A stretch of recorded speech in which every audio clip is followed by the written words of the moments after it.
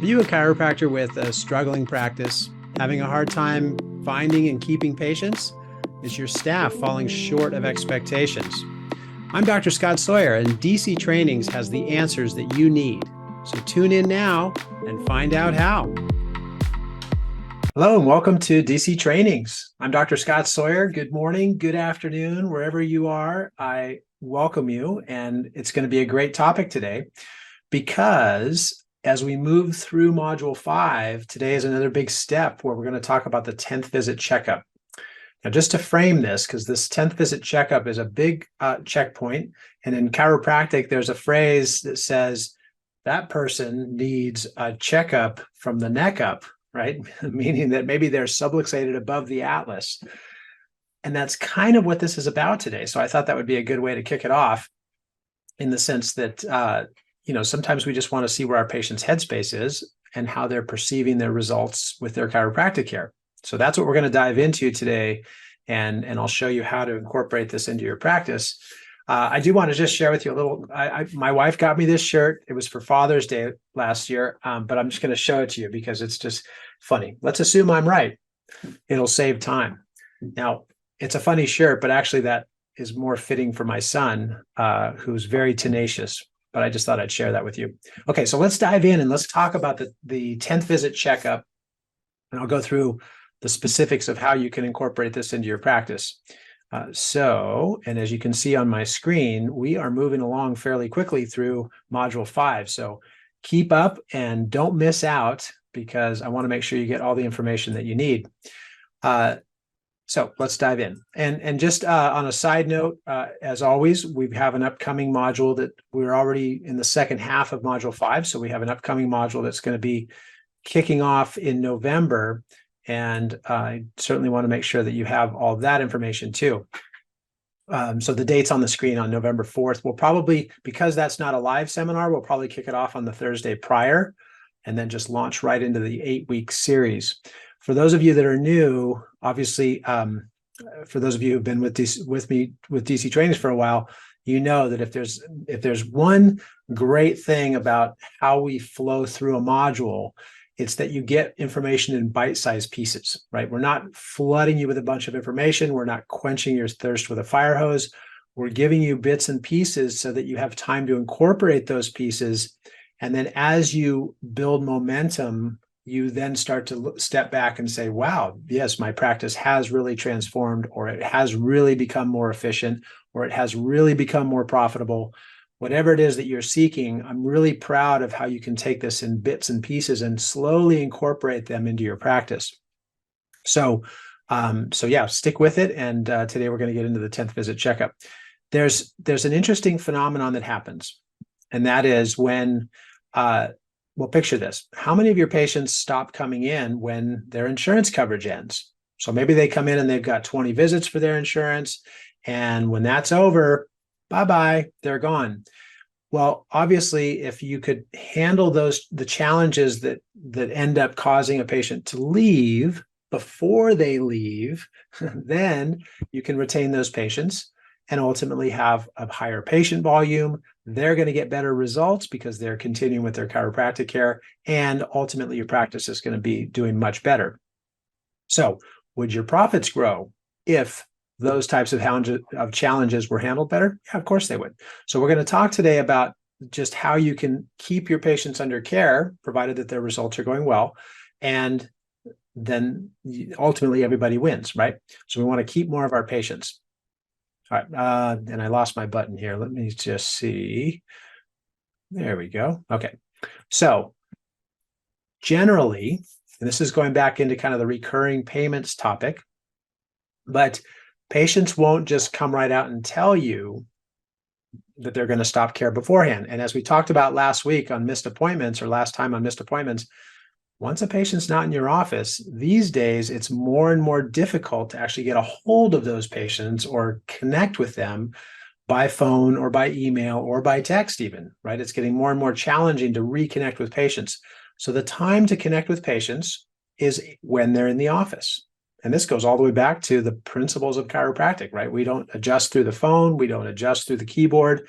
we help our patients when they're in the office and we have our hands on them and we can talk to them face to face.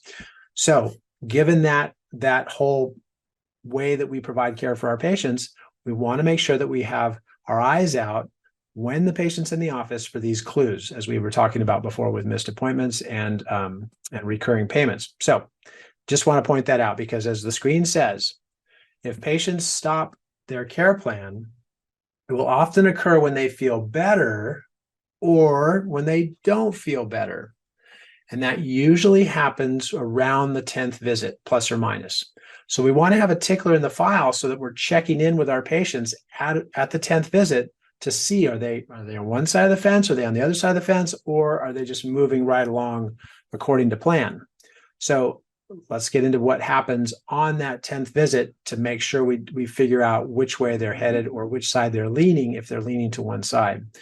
And this is how we do it. So the first part is when the patient comes in, and I'm going to show you these forms in a minute, but for right now, we just want to talk about the flow. The reception CA provides the patient with what's called the 10th visit survey. And on the 10th visit survey, it's just a couple of questions, and I'll show it to you. But that patient fills out the survey. It's very short. So briefly fills out the survey, and then that gets delivered to either the PCA or the PDC. The PCA is your primary chiropractic assistant. This might be another name for an office manager, or just your main CA that sort of watches your quality control, watches retention, just has a general finger on the pulse of what's going on in your practice. So that might be the right CA to give that to if you have a larger practice or you have someone that's assigned to that position. If not, doctors, it's going to come to you, because this is a quality control topic. And you want to make sure that if there's some hiccups or subluxations in your practice that are allowing patients to either slip through the cracks or not receive the care that they were expecting and then forcing them to leave, you want to be aware of this very quickly. So however you decide to have that delivered, that's where that goes. In my office, it comes to me. And that's even with all the patients I take care of. They come to me and I like to look at them and just see how are our surveys going? How is our feedback going? How are our patients perceiving the level of care that they're receiving? So that gets delivered to the CA. And then once that happens, then the patient goes back and gets adjusted, right? That's just real simple. They come in, they fill out a survey, they go back to get adjusted. Then I come in. So the doctor has the second part, where they're going to come in and they're going to greet the patient, right? You come in, you're going to adjust the patient in whatever fashion you do. So whatever technique you use, you provide that excellent scientific, specific chiropractic adjustment, and then sit the patient up. And we're going to have a quick little conversation. And it goes something like this. Daniel, just want to say how much we appreciate taking care of you. We're making good progress. That was a great adjustment today. I just want to check in with you and ask you about a couple areas of your care in the office. Number one, are your appointments convenient? The times that you come into the office, is it convenient? Are you happy with your results? And I'm sorry, I'm glossing over them. Let me go back to the screen so I stay on point. Right there. There we go. Okay.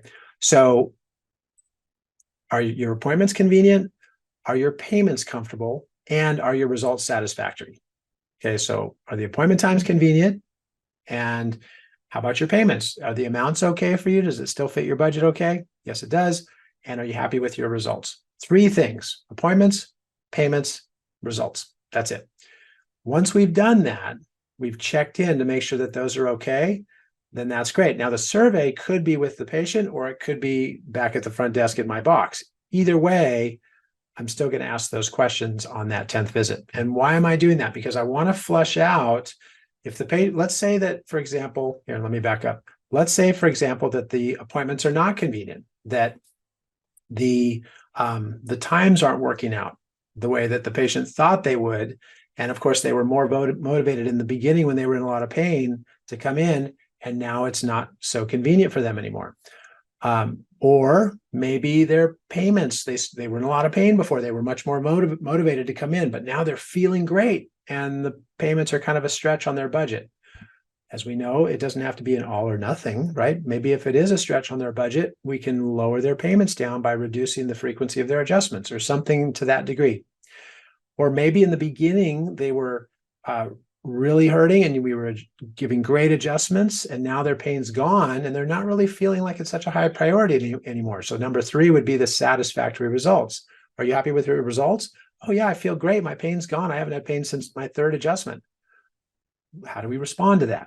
Right? Now, if we don't address those 3 areas, and I'm not going to go into the response to all 3 of those scenarios I just laid out right now, because we've done all that. We've done that in the daily visits and all of that. What I want you to get from this is to incorporate this checkpoint into your patient flow so that your patients know you care, you're checking in, and you know which side of the fence are they on? Are they on the I'm headed out side of the fence, or are they on the I'm staying with you side of the fence, right? So let me just go back to there because I want to show you the surveys as well. All right, so convenient appointments, comfortable payments, and satisfactory results. Those are the 3 things we want to check in on. And I'll just remind you, because patients who are still committed after the 10th visit are much more likely to stay long-term, right? Our goal is lifetime care 1 year at a time. So the patients that do stick past that point, as I said, are much more likely to stay long-term. And that's what we're after. Sorry, we'll go to the next slide here. So let's assume that your patient is happy with their results, right? The appointments are convenient. My payments are fine. I'm really happy with my results. Yep. Thanks, doc. All good. Perfect. Well, what does that lead us into? This is an opportunity to share their experience. So at this point, you would say something to the effect of, wow, I'm so glad that you're happy with your results. Everything's going good. We still have a lot more work to do, right? So don't let them get focused on symptoms and then just disappear. We still have a lot more work to do. So I just want to make sure that you're still committed to following through. Yes, I am. Great, because I still have big plans for you moving into the future. Okay, so stick with it. But since you mentioned how happy you are with your results and how great everything's going, how about would you be willing to share that with some of your friends or your family and share it with other people? Because I think lots of people have not experienced the kinds of results that you are, only because they haven't been in to see us at this chiropractic office. And I'm smiling. Let me stop my share because I want to just emphasize this. See, I think it was Clarence Gonstead, but it might have actually been BJ, but going way back to the beginning, either BJ Palmer or Clarence Gonstead had this saying. They said, when you are marketing general chiropractic, or sorry, let me change how they said that because I'm paraphrasing. They were talking about the difference between having general educational posters in your office that talk about the wonderful benefits of chiropractic versus specific testimonials from your patients, right? Rather than saying chiropractic's great for low back pain, studies show, saying, here's a patient who says, I came to this office and I had incredible results with my low back pain. Okay. In the former, you're marketing chiropractic. In the latter, you're marketing your chiropractic, which in the big picture means that patients are going to be much more likely to drive past many, many, many other offices to get to you and not just choose the most convenient place to go, right? So we want to be aware of that general phenomenon. Okay, so where am I going with that? Where I'm going with that is to point out that when you're talking to your patient in this context, like the 10th visit checkup, and they're telling you, I'm so happy with my results, that's your time to explain or chime in with what your unique qualities. Well, you know why your low back pain's gone? It's because we do that really specific type of adjustment. I don't even know if anybody else does that, but we do it for you, and that's why you've had such great results. Would you be willing to share that with other chiropractors? And they say, yeah. When they're, I'm sorry, not other chiropractors, would you be willing to share that with your friends? I'm getting ahead of myself, because what they're doing is they're marketing your chiropractic. They're not marketing chiropractic in general.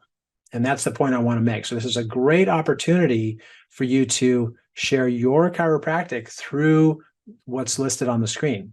You could ask them, would you be willing to share that on Google? Would you consider writing a review for us on Yelp? Would you post that on Facebook, right? And I want to also remind you, because many of us, maybe all of us, have some kind of some patients who are in those influencers category. What do I mean by that? I don't use a lot of social media. I'm not sure about all of you. I'm sure many of you do. I just don't find myself in front of a computer long enough to actually write something on social media. So, but I'm kind of the exception. So for many of you, you have patients who come in to see you and they have huge followings on these social media sites. You should know who they are, because those influencers, as they're called, if they come in and they have great results and then they decide to write a review on one of those platforms I told you about, whether it's Yelp or Google or Facebook, if it's somebody who has a huge following and they write a review there and you ask them to post something for you, you may have a large following too, but you're going to have an exponentially larger following by incorporating the help of your patients / influencers with topics like I'm showing you. So don't overlook that opportunity.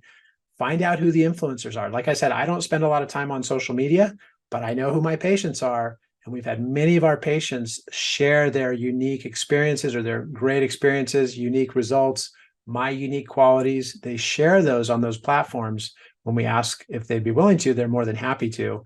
And so we get broadcasted out through that and we get quite the following.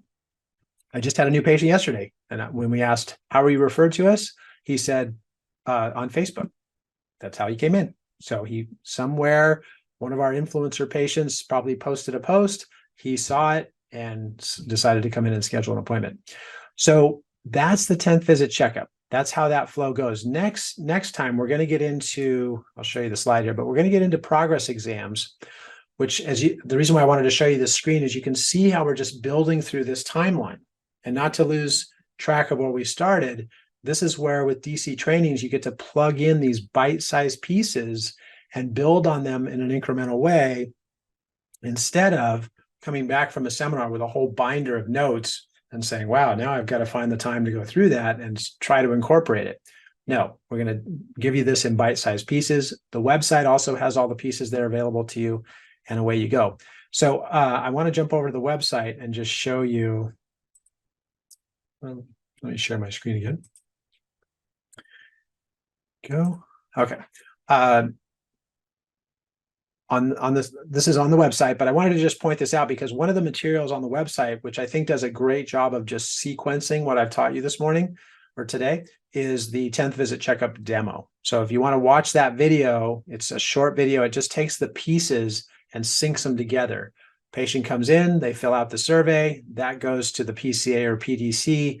Then the patient goes back to get adjusted, meets with the PDC, gets the 3 feedback questions, and gets adjusted, and they're on their way. So that sequence is on that video for you. It's a nice short video, and you can watch that. But into the materials, we have the outline, which I just did, so I don't want to belabor the point too much. But at the 10th visit checkup, just to reiterate, if patients discontinue, it often occurs when they feel better or they don't feel better. Now, I didn't elaborate on that a whole bunch on the slide, so I want to take a minute to do that. When a patient first comes in, whatever motivated them to come in, let's say it was pain of some kind.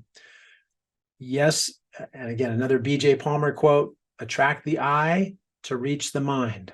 Attract the eye to reach the mind. So if they came in with pain, that might have been what attracted them to you. But through education, we reach the mind, and they then decide, you know what, I want to continue this great thing called chiropractic. Now, BJ took a different approach. He drove down the street in, Brady Street in Davenport, Iowa, drove down Brady Street with an ambulance with the sirens blaring and all of his epigrams painted on the ambulance, broadcasting chiropractic care to the people that looked when he drove by in an ambulance with the sirens blaring. So that was his way of attracting the eye to reach the mind. We don't have to be quite that extreme these days, but I wanted to just show you that because with our patients, if they came in with pain and we adjust them and the innate intelligence of the body turns the switch on, starts the healing process, the body regenerates itself, the power that made the body heals the body, and the patient then feels better. If you don't educate them, they may leave because they feel better, not understanding the real value of long-term chiropractic care. flip side of the coin is, what if a patient has a subluxation that has such advanced degeneration? I actually just saw a patient with this morning. She asked me, will I ever be able to get back to normal? And I said, no, she has permanent damage. I mean, can she improve? Absolutely. But the ceiling won't ever really be at 100% because there's permanent damage from long-standing subluxations.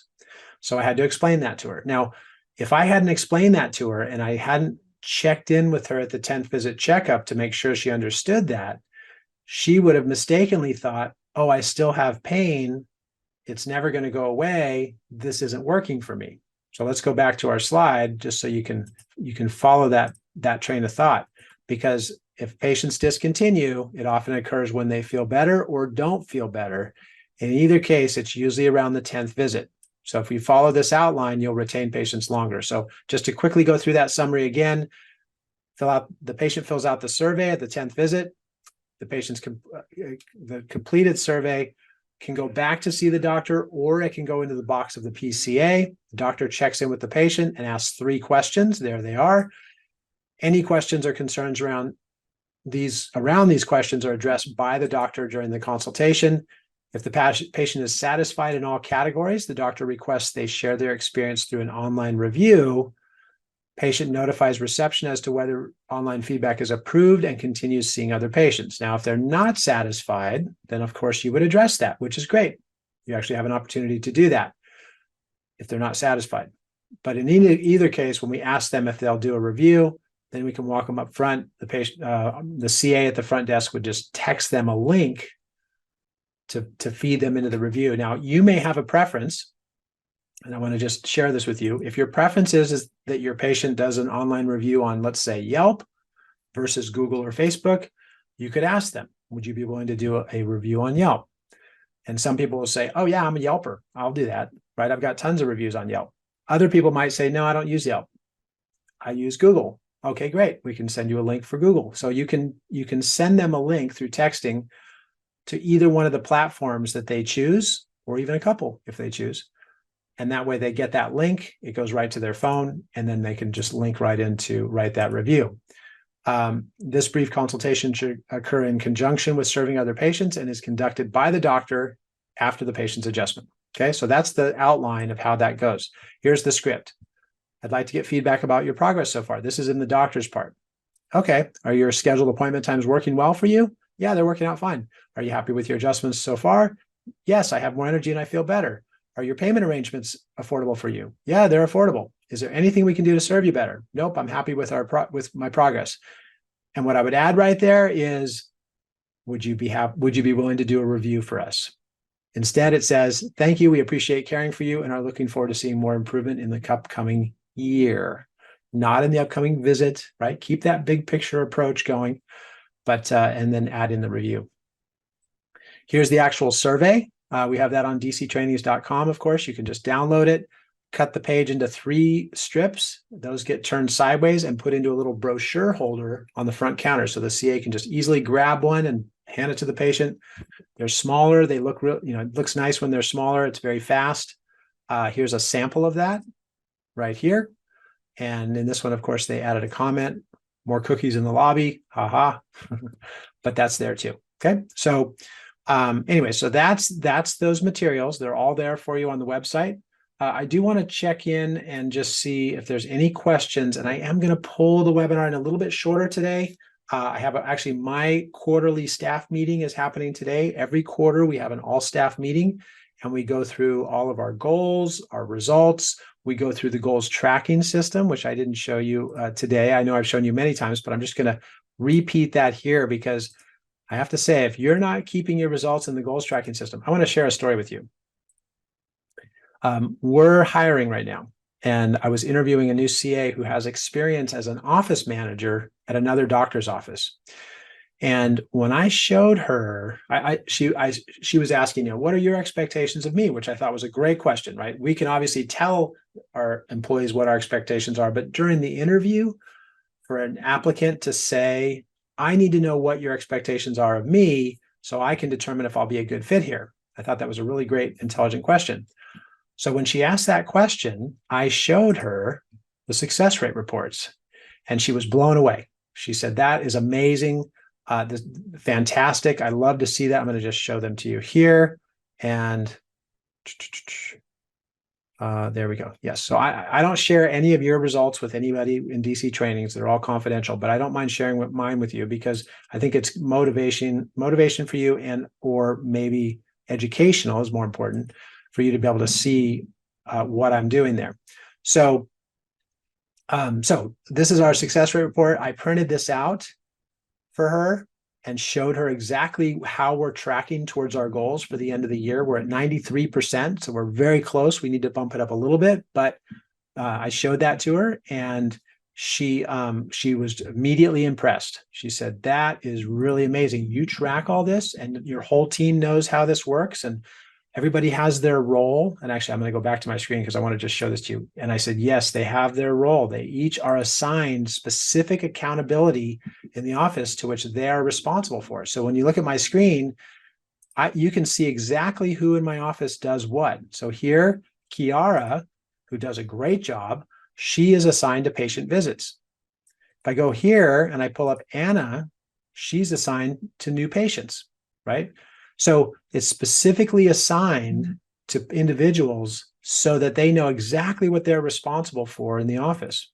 And that was something that just made a huge difference. So anyways, I kind of went off on a tangent there, but all that to say, I don't know how else to say it. If you're not using the goals tracking system, you're not utilizing one of the best benefits of DC trainings. Aside from the information, how can you measure your progress in your practice towards your goals? And this is exactly the tool that you need. I use it every day in my practice. I have for more than 10 years now, and it's just a phenomenal tool to build accountability in your office and build results that you can strive for, and know that everybody in the team is also striving for those results. I'll tell you another person that was actually really impressed with this. We just switched to a new bookkeeper for our office, and great, building a great relationship. His name's Randy. I really appreciate him. I showed him the goals tracking system, and even from the accounting side, he was really impressed. I know I'm kind of selling it, but just want to, and actually, I don't know, for those of you that are using it, because I know many of you are, by the way, I want to give a shout out, because two of you that are using it are some of our top performers in DC trainings, and I've given a shout out to you over the past couple of weeks. But so with that being said, I'm going to go ahead and wrap up a little early. I don't know if you heard my phone ringing, but I have our meeting for the whole team we're going into. I want to prepare for that. But thank you for being part of DC trainings. Thank you for taking great care of your patients. Thank you for using the tools in DC trainings to take great care of your patients, because I know they help.